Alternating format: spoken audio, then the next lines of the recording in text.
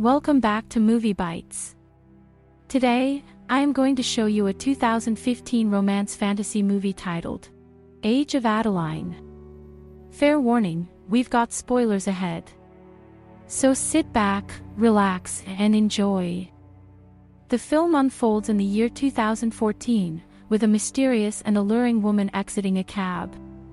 Her name was Adeline Bowman, who was currently living under the guise of Jennifer Larson. Adeline headed to an apartment where she met a man, who assisted her with falsifying identification documents. After receiving her forged papers, Adeline returned home to her humble abode in Chinatown, where she was greeted by her loyal furry companion, Reese. Inside Adeline's apartment, we were shown a portrait of a gentleman, an antique typewriter, and an old-fashioned locket containing a monochromatic wedding photo. The beautiful bride in the picture bore an uncanny resemblance to Adeline herself. Adeline then headed to her job at San Francisco's Civic Archive, where she was tasked with packing up old newsreel archives for shipment. As she sifted through the reels, one caught her eye, the 1906 newsreel, which she eagerly played. The footage took us on a journey through Adeline's remarkable life, from her birth in 1908, to her marriage to Golda Great Bridge engineer Clarence Prescott in 1929, and the birth of their daughter Fleming 3 years later. Sadly, tragedy struck in 1937, when a devastating accident on the Golden Gate Bridge claimed the life of Adeline's beloved husband, Clarence.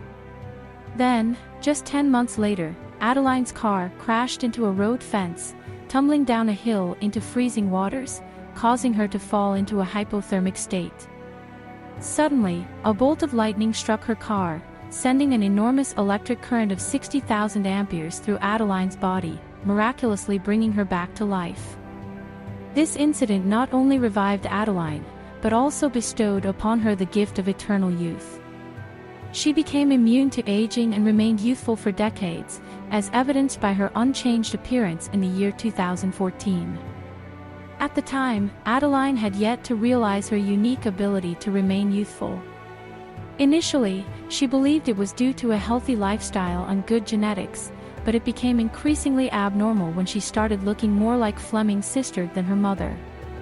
Adeline lived her life peacefully until 1953, when a traffic police officer pulled her over. The officer saw her birth date on her driving permit and didn't believe she was 45 years old with her youthful appearance. He asked her to come down to the station, which led Adeline to return to San Francisco. There, she studied medicine to understand what was happening to her. Despite a year of intense research, she couldn't find any answers. One rainy night, two men who claimed to be FBI agents abducted her to try to perform experiments on her. Luckily, she managed to escape from the car using the back trunk. After evading the FBI, Adeline realized she could not live a normal life with her condition and decided to change her identity, residence, and appearance every decade. Fast forward to the present day in 2014, Adeline's blind friend, Reagan, invited her to a New Year's Eve party. Adeline arrived in a stunning black dress at a luxurious hotel where she met a charming man named Ellis Jones. They didn't get a chance to converse until midnight, when they met in the elevator. Ellis was eager to see her again, but Adeline refused. The following day, Adeline had lunch with Fleming, who had grown old enough to look like Adeline's grandmother.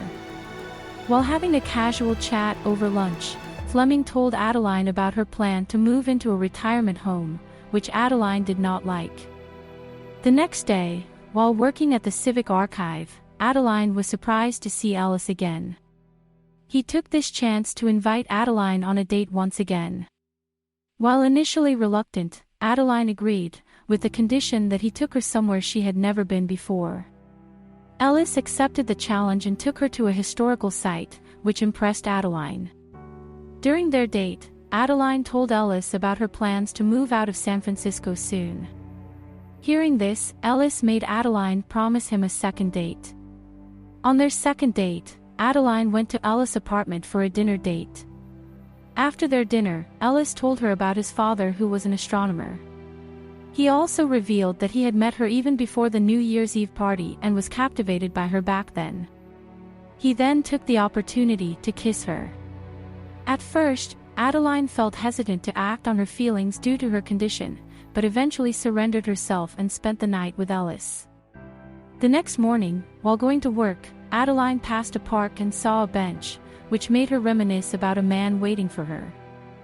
He was Adeline's lover from a long time ago and he intended to propose to her back then, but she stood him up due to her condition. Upon returning home, she found her dog lying motionless on the floor. She rushed him to a vet, only to find out that he didn't have long to live. Distressed, she went back home and looked at pictures of all the dogs she had taken care of over the years. That night, she met Ellis around her neighborhood, holding a bouquet of flowers. Ellis had found out her address from her workplace to meet her. This made Adeline upset as she felt her privacy was invaded, and she told Ellis to stay away.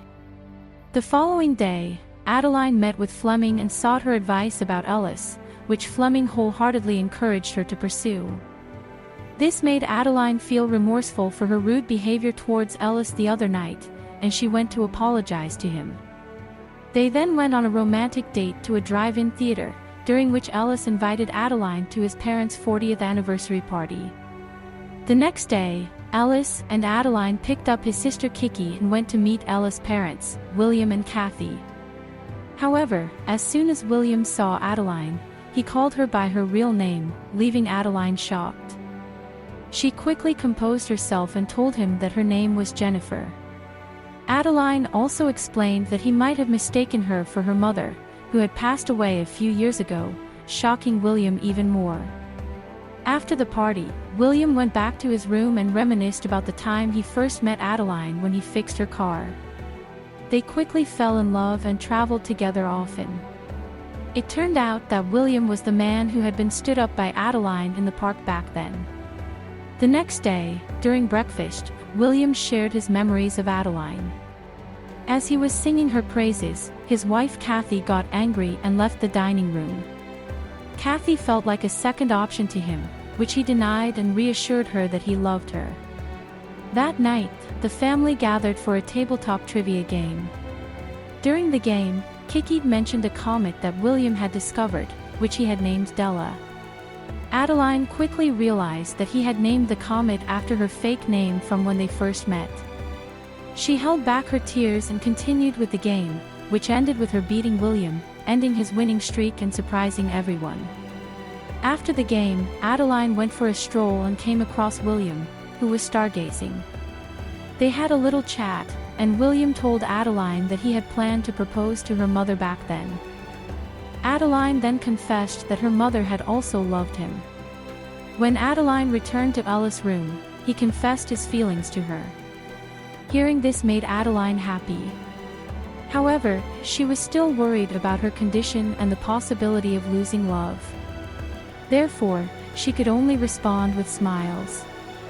The next morning, Adeline ran into William again. He told her that there was a ladybug on her head.